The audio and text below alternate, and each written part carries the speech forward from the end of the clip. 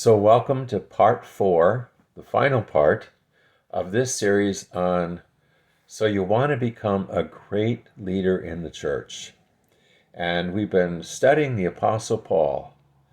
This is a series of lessons that I taught at the church, uh, and it was specifically there for people who are in our small group program.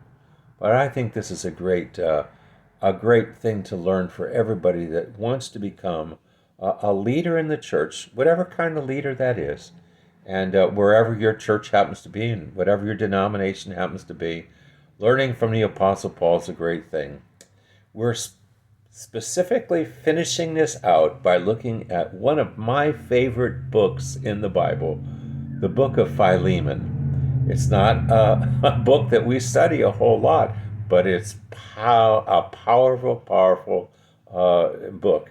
So I hope you'll stop right now and go read that book. It's very short. It's only one chapter.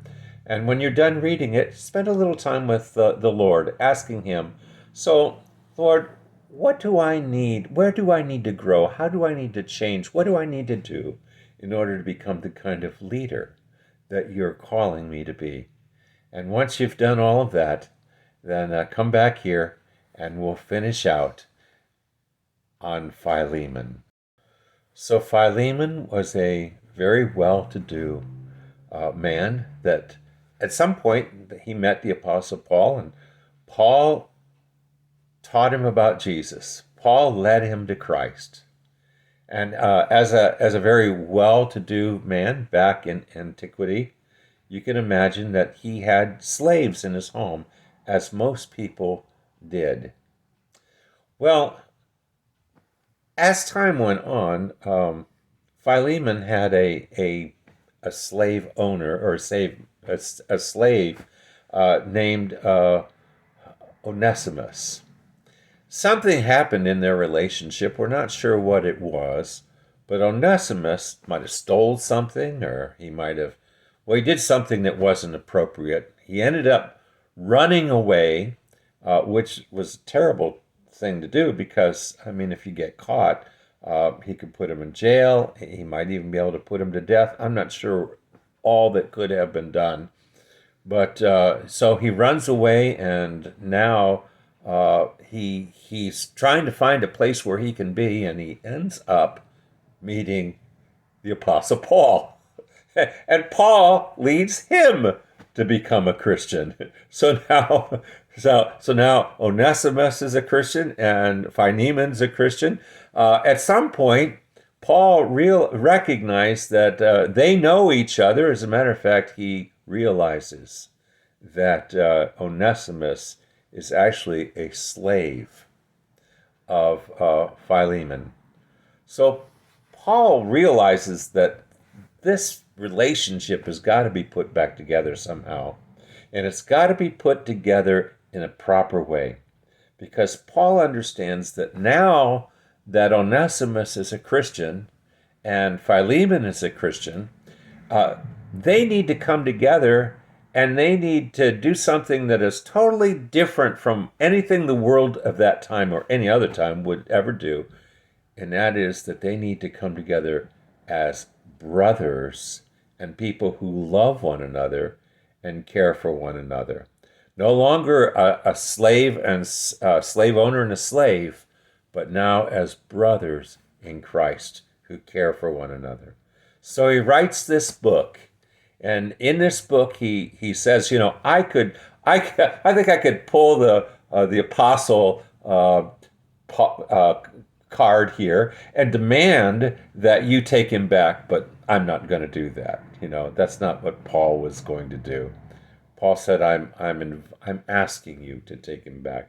In fact, he's so important to me. I really like for you to just send him back to me, and we can continue working and teaching the gospel together. But I'm sending you this letter with him back to you, and I want you to accept him and to love him and to become even in your own work, you know, together. And another interesting thing that happened as time had gone by, this Philemon had actually became one of the pastors in one of the churches.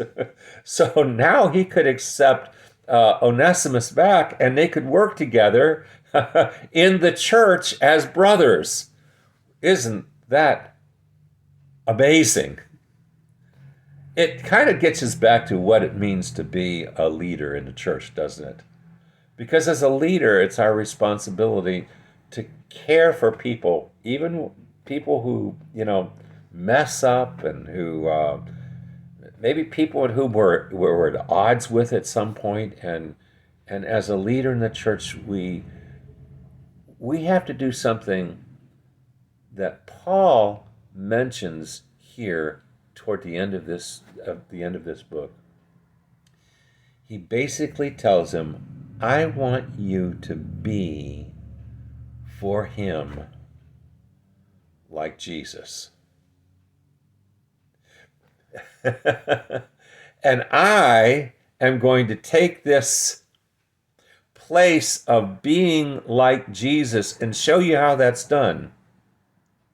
Because if Onesimus has done anything to you, if he's stolen from you, if he's hurt you in any way, if he's created any kind of problems, he said, I personally will pay it back. I'm going to pay it back. Whatever he owes you, I will pay it back. Wow. Paul becomes like Jesus to Philemon. Philemon is to become like Jesus to Onesimus. Paul pays back the debt. That's what Jesus would do. Philemon is to accept him back in and love him. That's what Jesus would do. And Onesimus is freed. He's forgiven. He now has the opportunity to become very useful for the gospel of Christ. See, that's what it means to be a leader in the church, isn't it? It means someone who actually takes and does the things that Jesus would do, who forgives, who leads people to understand their forgiveness, who helps people to grow and develop and become all that they can be in Jesus, and love people even when they're unlovable. You're talking about the church? You think there might be someone in the church that could be unlovable from one time or another? Oh, yeah. As having been a pastor for many, many years in the church, I know that there are people who go to churches who are unlovable. I know there's people who come into your church that maybe were from another church that are unlovable. And I know there's people, beyond all that, there's people who are just a pain in the butt that you have to learn to help them to really take on the personality, the person of Jesus. That's our job as leaders in the church.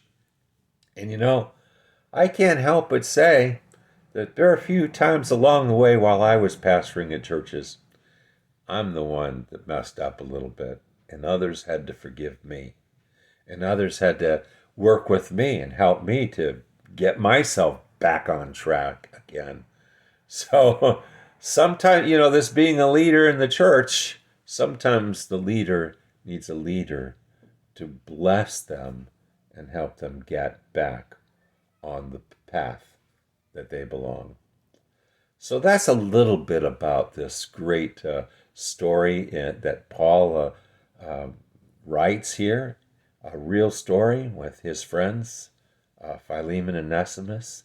We understand by history that Onesimus did take him back in, and they did serve together for Jesus. That's the kind of person we need to be. I hope that you've enjoyed this little series about becoming what you can be in Jesus as far as a leader of the church. I hope that if you've enjoyed it, that you'll subscribe to my YouTube channel, that you'll share this with other people, and go ahead and push the button and say you like it as well. Those things are very helpful for me along the way in my with the YouTube, and I hope this has been helpful for you. God bless. I just get this feeling I need to pray. So, Lord, for those who are listening to this message, my prayer is, Lord, that they will grow in their growth, in their becoming more like Jesus, and they will have the opportunity to help many other people to become Christians and to grow in their faith as well. We thank you that you're bringing this to be. In Jesus' name, amen. Take care.